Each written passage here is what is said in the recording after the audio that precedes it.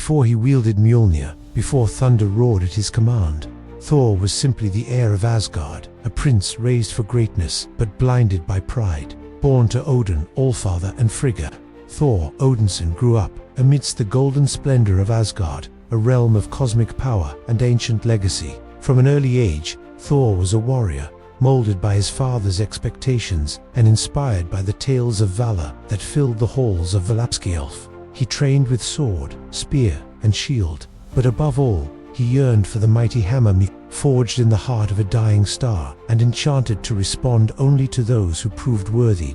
As Thor came of age, his power and arrogance grew in equal measure. He was fearless, impulsive, and hungry for battle, leading raids against frost giants and other enemies of Asgard with devastating strength. His best friend and brother, Loki, adopted and secret born of Jotunheim, watched from the shadows, hidden behind his cunning and envy. Thor's thirst for glory eventually led him to defy Odin's command. When frost giants breached Asgard's vaults, Thor, against counsel, stormed Jotunheim in retaliation.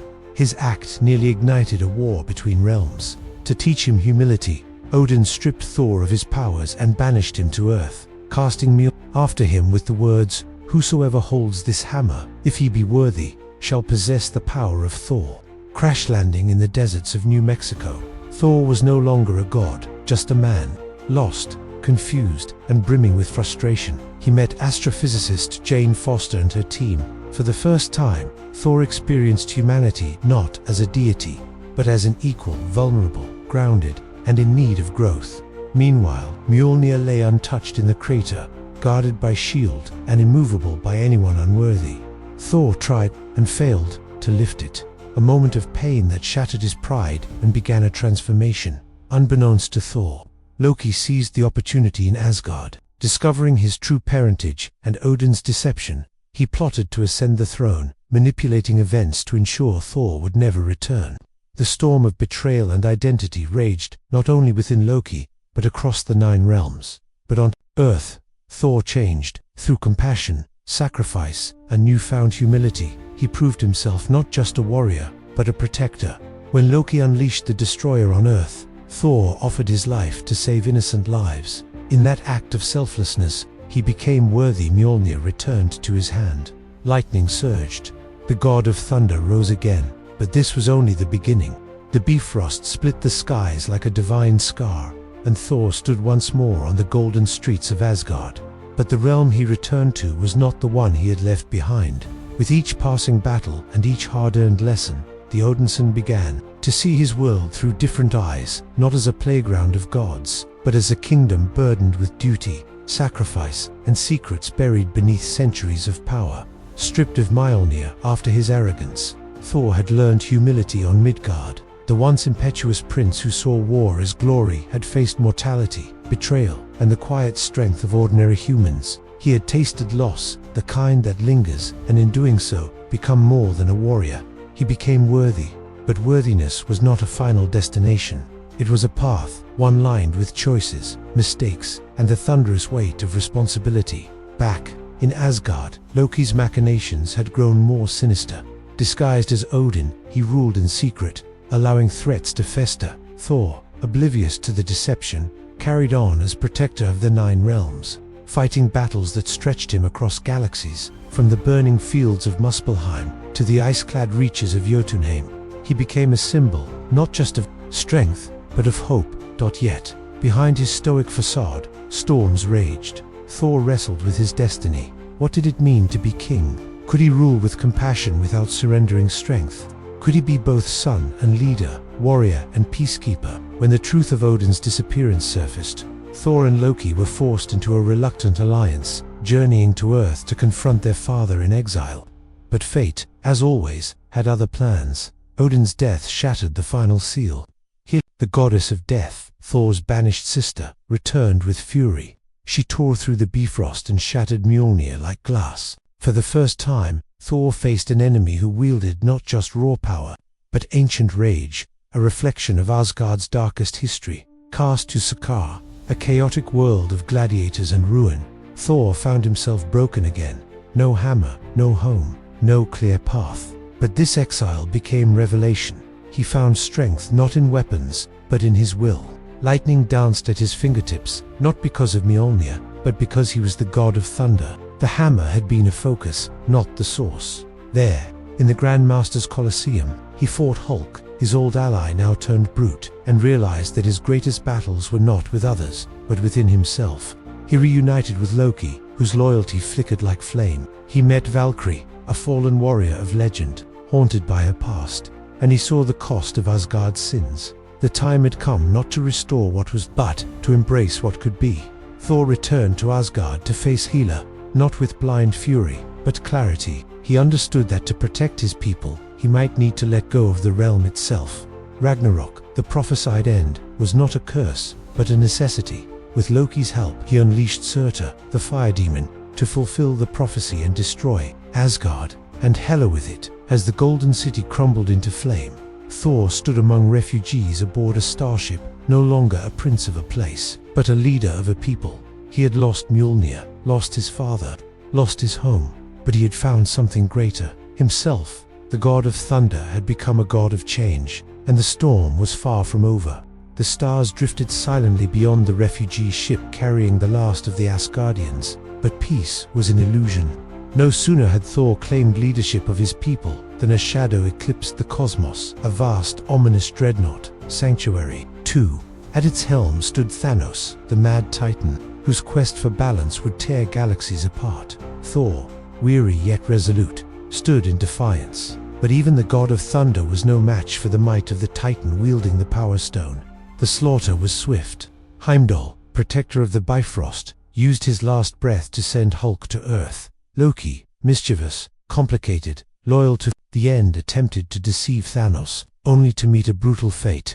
Thor was forced to watch his brother die. The weight of helplessness crushed him. Thanos left him adrift in the void of space, broken, alone, and without a purpose. But fate intervened in the form of the Guardians of the Galaxy. Rescued by their unlikely crew, Thor awoke, not with fire, but cold vengeance. His world was gone, his family dead. His failures haunted him, but grief had tempered him into something more dangerous, a god reborn through suffering.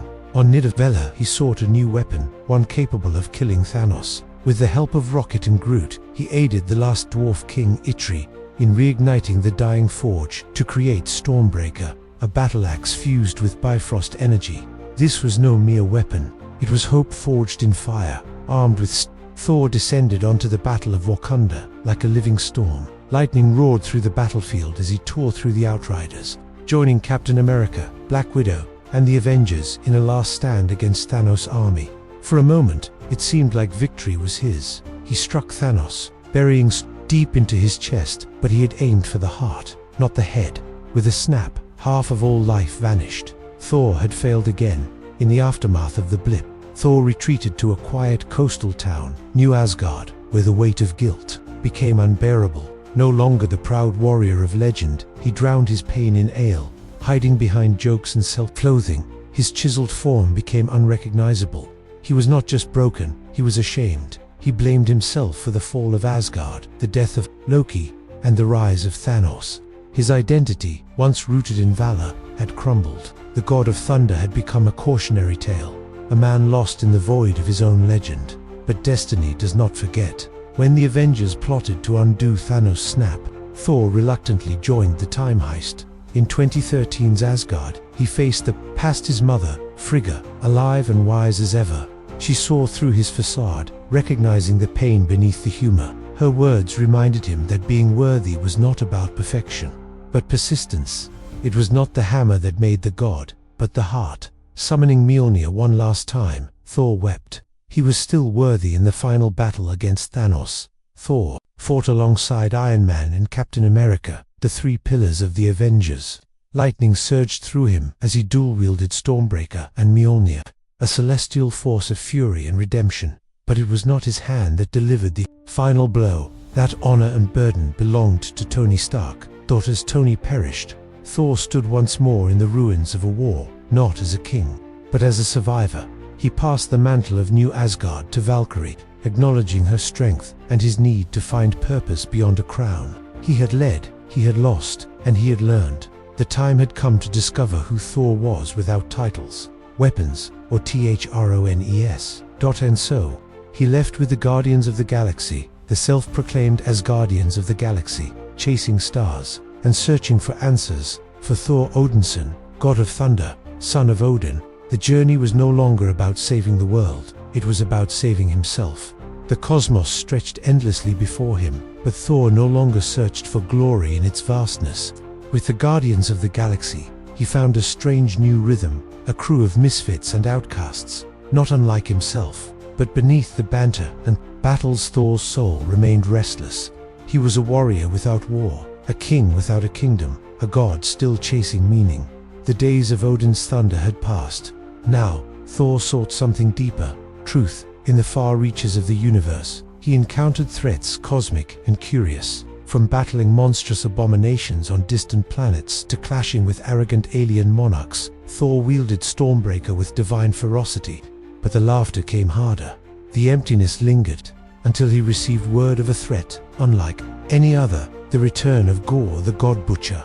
Once immortal, now corrupted by the Necro's word, Gorr had one purpose: to annihilate every god in existence. He was driven not by madness, but by grief. His daughter lost, his prayers unanswered. Gorr saw gods as parasites, and Thor as one of the worst. Thor felt the weight of that accusation.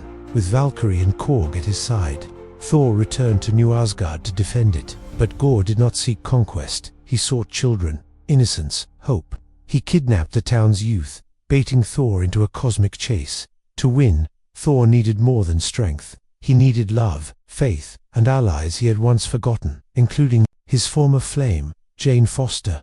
But Jane had changed, stricken with terminal cancer. Jane had lifted Mjolnir in Thor's absence, and in doing so, the hammer had chosen her as the mighty Thor. Clad in armor, wielding the storm, Jane stood beside Thor not as a lover, but as an equal. Their bond rekindled, but time was cruel. Each transformation into mighty Thor sapped her remaining strength. Still, Jane fought valiantly, refusing to let death define her. Together, they ventured to the Shadow Realm, battled Gorr's horrors, and stood before eternity itself. But it was not steel that defeated the God Butcher. It was compassion.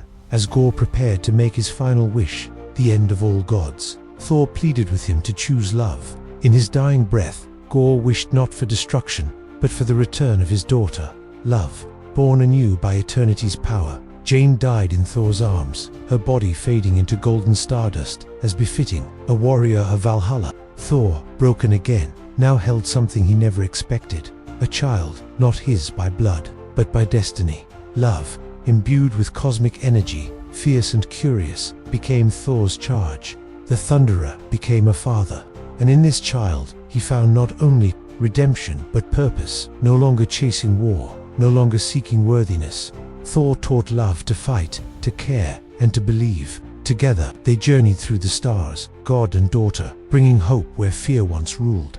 And when battles came, as they always did, they answered as one dot, as whispered across the galaxies. They are called love and thunder. But Thor's story did not end there. From the halls of Valhalla, Jane Foster watched over the realms, honored as a hero.